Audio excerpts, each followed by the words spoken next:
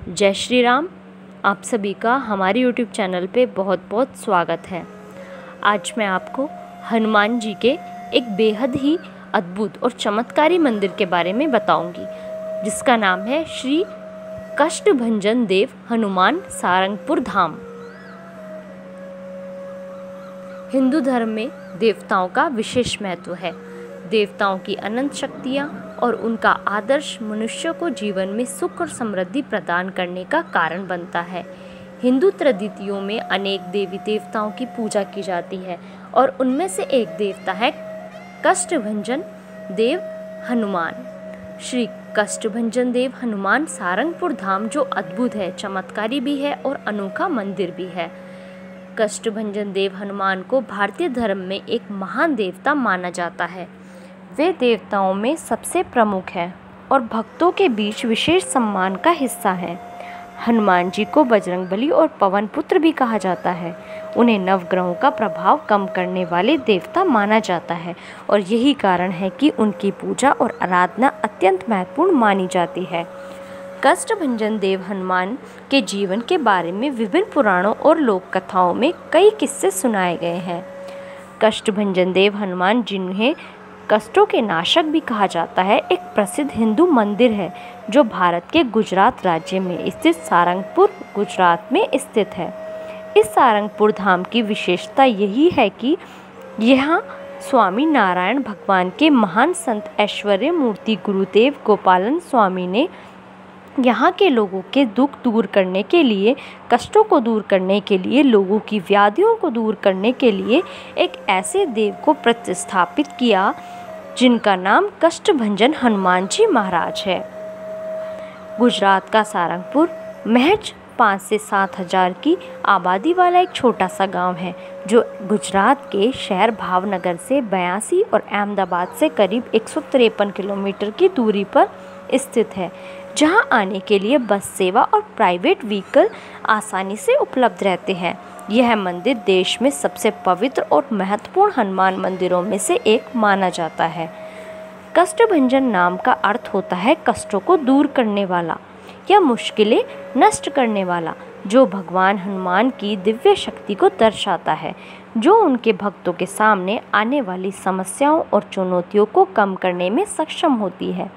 यह मान्यता है कि इस मंदिर में प्रार्थना करने और आशीर्वाद मांगने से बाधाएं दूर होती हैं, रोग ठीक होते हैं और समृद्धि और सुख स्थापित होते हैं। कष्टभंजन हनुमान मंदिर का इतिहास 20वीं सदी की शुरुआत में जाता है।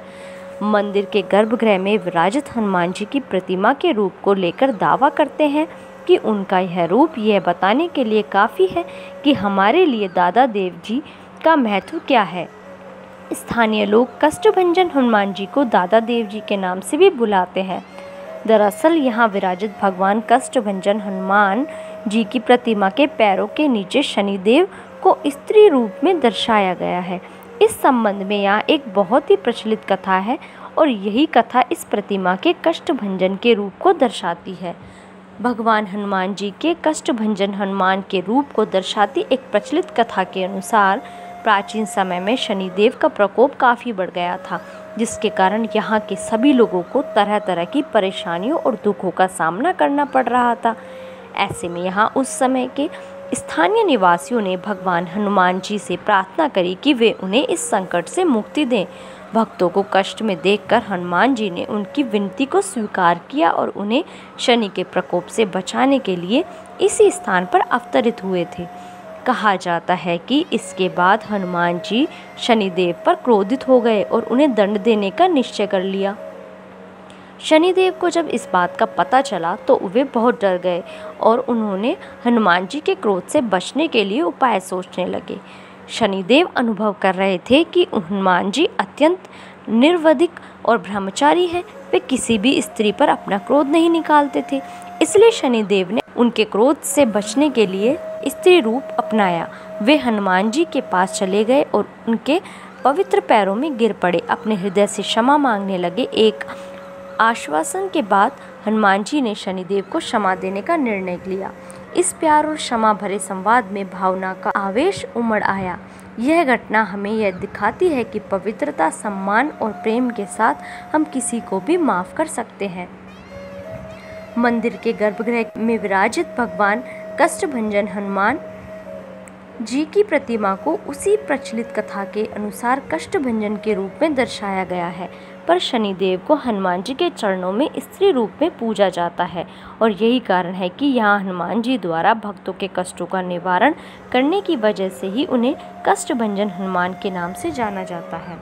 मंदिर से जुड़ी मान्यता है कि अगर किसी मनुष्य की कुंडली में शनि दोष होता है तो यहाँ आकर कष्टभंजन हनुमान जी के दर्शन और पूजा अर्चना करने से वे दोष भी समाप्त हो जाते हैं और यही कारण है कि वर्ष के 12 मास इस मंदिर में दर्शन करने और अपनी कुंडली से शनि दोष को दूर करने के लिए आने वाले भक्तों की भीड़ लगी रहती है।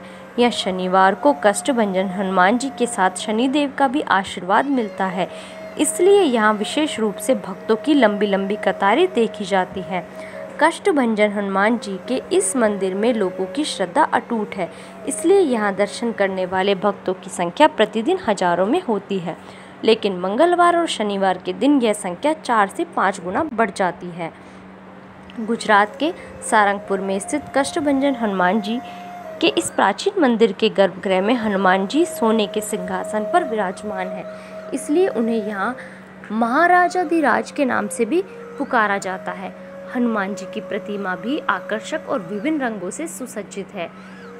इसमें हनुमान जी के चारों ओर उनकी वानर सेना को दर्शाया गया है।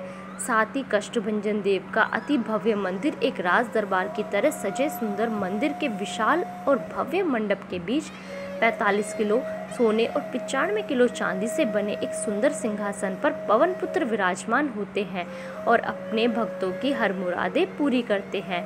इनके शीश पर हीरे जवाहरात का मुकुट है और निकट ही रखी गदा भी स्वर्ण निर्मित है। कष्टभंजन हनुमान जी को चढ़ाई जाने वाली सामग्री और प्रसाद की बात करें तो यहाँ नारियल, पुष्प और कई प्रकार की मिठाइयों का प्रसाद भेंट किया जाता है। नारियल चढ़ाकर अपनी मनोकामनाओं को हनुमान जी के सामने रखने वाले भक्तों की संख्या सबसे अधिक देखी जाती है। इसके अलावा यहाँ शनि दशा से तो मुक्ति मिलती ही है, साथ ही साथ संकट मोचन रक्षा कवच भी मिल जाता है। यही कारण है कि श्री कष्टभंजन हनुमान जी की प्रसिद्धि सिर्फ गुजरात में ही नहीं बल्कि पूरे देश और दुनिया में फैली हुई है। इसी कारण से देश विदेश से आने वाले तमाम सनातनी भक्त एक बार कष्टभंजन हनुमान जी के दर्शन करने भी ज़रूर जाना चाहते हैं। गुजरात के सारंगपुर में स्थित कष्टभंजन हनुमान जी इस मंदिर का परिसर और यह मंदिर एकदम स्वच्छ, सुसज्जित और एक खुले मैदान के आकार का दिखाई देता है। यह मंदिर भव्यता के साथ उत्तम नक्काशीदार और आकर्षक है। कष्टभंजन हनुमान जी के इस प्रमुख मंदिर के साथ ही में भगवान श्री स्वामी नारायण जी का भी बेहद सुंदर और आकर्षक मंदिर भी मौजूद है, जिसमें उनकी स्मृतियों को दर्शाया गया है।